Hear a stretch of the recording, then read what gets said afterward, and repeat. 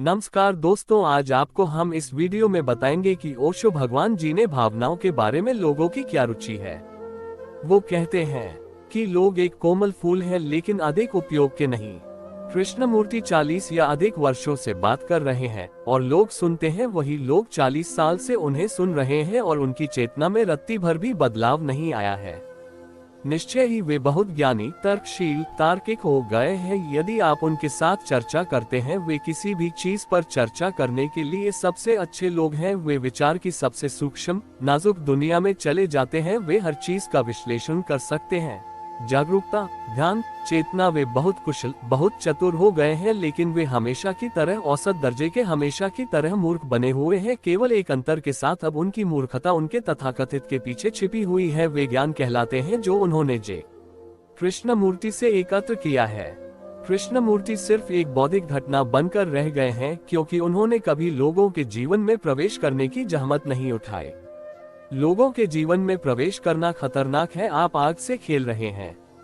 श्री रमन बिल्कुल ठीक है। अपने मंदिर में चुपचाप बैठे हुए लोग आ सकते हैं, फूल चढ़ा सकते हैं, पूजा कर सकते हैं और वह बस देखते रहेंगे। और निस्संदेह उसमें एक सुंदरता और एक अनुग्रह है, लेकिन यह एक आयामी है। ये जीवन को उसकी समग्रता में प्रभावित नहीं करता है। अधिक से अधिक लोग इससे भावनात्मक रूप से प्रभावित हो सकते हैं। जिस प्रकार जे कृष्णमूर्ति लोगों को बौद्धिक रूप से प्रेरित करते हैं, उसी प्रकार श्री रमन लोगों को भावनात्मक रूप से प्रेरित करते हैं।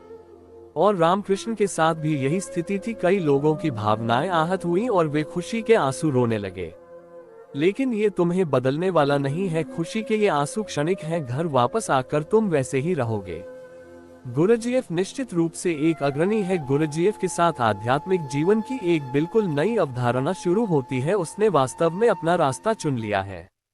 चौथा रास्ता, जैसा कि मैं अपना रास्ता कहता हूँ, चौथा रास्ता को वह अपना रास्ता भी कहता है। चौथा रास्ता उन्हें बेहद गलत समझा गया क्योंकि उन्हें आपको ज्ञान देने में कोई दिलचस्पी नहीं थी। उन्हें आपको सांत्वना देने में कोई दिलचस्पी नहीं थी।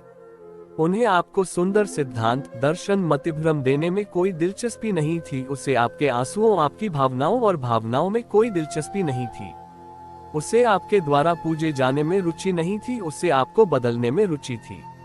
और किसी व्यक्ति को बदलने का मतलब है कि आपको अपने हाथ में हथौड़ा लेना होगा, क्योंकि उस व्यक्ति के अस्तित्व के कई टुकड़े काटने होंगे। वह व्यक्ति इतना उलट पुलट है कि सब कुछ वैसे ही गलत है और उसे ठीक करना ही होगा। और उसने अपनी गलत जीवन शैली में इतना निवेश कर लिया है कि जो कोई भी अपनी जीवन शैली को बदलना चाहता है, न केवल परिधि बल्कि केंद्र भी, वह भयभीत हो जाता है। वह भयभीत हो जाता है। केवल कुछ साहसी लोग ही गुरुजीएफ जैसे व्यक्ति की दुनिया में प्रवेश कर सकते हैं। जबरदस्त साहस की जरूरत है, मरने का साहस, क्योंकि तभी कोई पुनर्जन्म होता है। गुरुजीएफ एक दाई थी। वह शिक्षक नहीं, गुरु थे। कृष्णमूर्ति शिक्षक रहे। रमन एक खूबसूरत व्यक्ति बने रहे, प्रबुद्ध, लेकिन बस एक दूर सुदूर सितारा। आप देख सकते हैं और आप सराहना कर सकते हैं और आप इसके बारे में कविता लिख सकते हैं, लेकिन बस इतना ही। ये तो दूर की बात रही। आप उस तक पहुंचने की कभी आशा नहीं कर सकते। दूरी बहुत अधिक थी और इसे पाटने के लिए उनकी ओर से कोई प्रयास नहीं किया गया। और आप क्या कर सकते थे? आप इसे कैसे पाट सकते हैं?